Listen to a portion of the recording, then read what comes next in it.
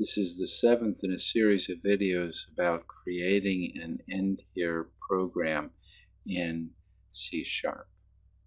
So what we're going to be talking about in this particular video is we're going to be talking about adding records to our database.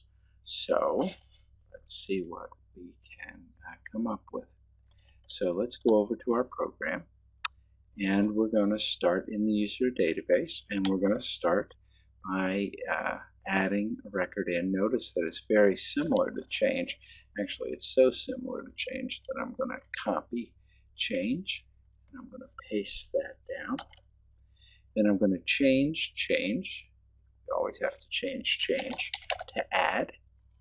And now what's going to be different then change is that this is a brand new row. It's not a row that I'm going to find any place. And the way that I do a brand new row is that table has a method called new row. So I'm going to just use that method in order to create the new row. Now remember from a previous series of videos, this creates a row that's detached from the table itself. So at the end, we're going to have to attach it to the rows collection by using the add method. So and this will do my data row. So we got to add that row back. Now, one thing that's different is that in change ID, user ID was already in here, but we don't have user ID, and we really need a user ID. So, well, let's just code what we need, and then let's talk about it a little bit. So my user ID is going to be something, and I don't know what exactly it is. So we'll just put question, which it won't like, but once we get what my user ID is, then we just say my data row is ID, and then that's going to be equal to my user.id. All right, so that if we can figure out what this is, everything should be fine. Now, one of the things to know is this, that the data table takes on a life of its own separate from what goes on in the database. So this ID can't right now be a real ID. It has to be a fake ID. It's got to be something that is particular to the data table, because the real ID will be assigned once we update this data table to the database. Okay, so and we're going to have to retrieve that, but not in this video. In this video, we're going to just stick with the idea of what do we do when we just need to assign some number, and the number just has to be unique. So what I'm going to do is go up here to the top once I've done this, and I'm going to add a static integer, and I'm going to call this my fake ID, and that's going to be equal to 0 to start out with.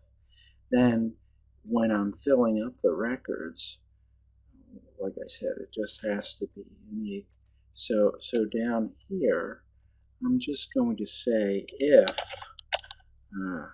my fake ID is less than my user.id. So as I'm reading the records in, if I get something that's greater than my fake ID, then we want to set my fake ID equal to my user.id.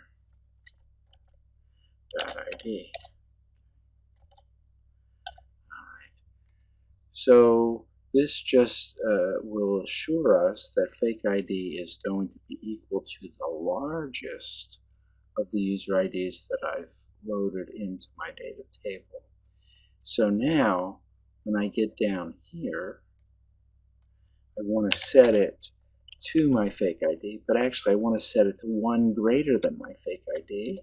And I want to set this before I move it into ID. So I'm going to put this plus sign in front of my fake ID. So basically it takes my fake ID, increments it by 1, and then puts it in my user ID. That will assure that this particular data row will have a unique ID. ID will not necessarily match what's been put into, or what will be put into the table in the database. That's why we call it a fake ID. All right, so the next thing we need to do is come over here to form. And what I've done is I've set up is add a Boolean. And basically what happens is when you double click on the add button, it'll set is add to true, so that when we come over here to the accept button, anything that we're going to do as far as adding records will be put here. Now what we're going to be doing is going to be very similar to what we did for change. So I'm actually going to copy this over here. And so now again, the user is not going to be gotten from a combo box. It's actually going to be a brand new user. After all, we are adding it. We're still going to do the validation, but instead of changing things, we're going to add this in. We don't need to remove anything. We just need to add it into the email combo box. Okay, simple as that on that side. One more thing we have to do. Do you remember what it is? Okay, so let's just go back over here to our design stage. And when we add a new record onto the end, we have to be able to take all of these new records that we've added and use the insert command of the data adapter to update the database.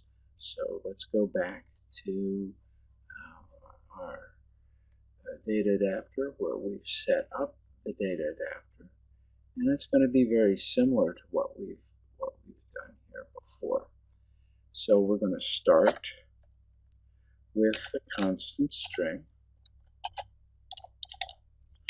and we're going to call this constant string insert, and that's going to be equal to SQL for insert, and it's going to be insert into users, and we have parentheses, and we want to do email, and we don't want to do name. We don't do ID, remember, because this is an auto increment field that we've set up. Then we say values, and then we're going to just have add email and add name.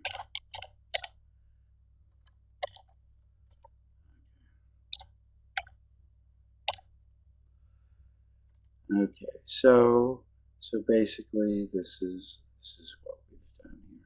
So this is just a SQL statement. All right, now the next thing that we're going to be doing is we're going to be doing an update, and it's going to be very similar. I'm sorry, an insert command. It's going to be very similar to the update command. So I'm just going to copy and paste this down here. And I'm going to change update command to insert.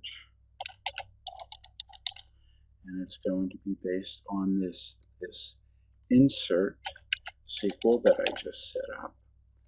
I'm not going to need an ID column,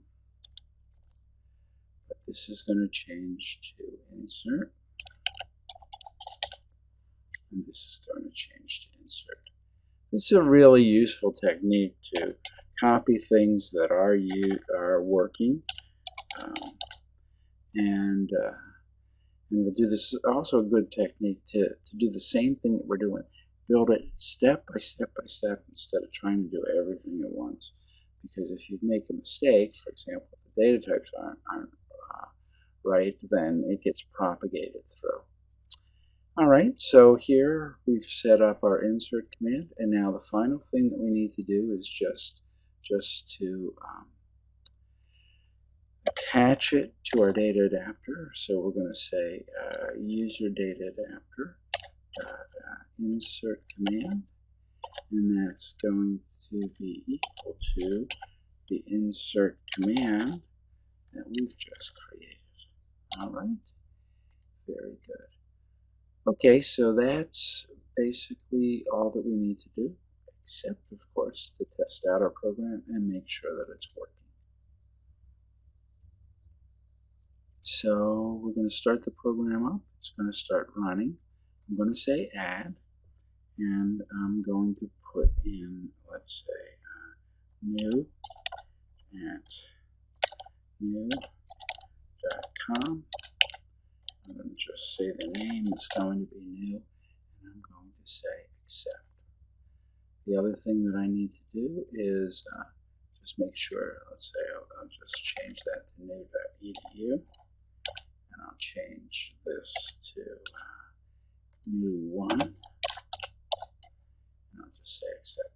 This just verifies that I'm able to add and to change things. So far, it's just been in the data table. Remember, things don't happen, updates don't happen until I exit the program. So I'm going to exit the program. I'm going to come back, and indeed I see I have a new.edu, and everything seems to be working just fine as far as the insert goes. All right. So basically that's the end of this video. There are a few other issues that we're going to talk about in our last in the series of videos about end here, but for this video we're done.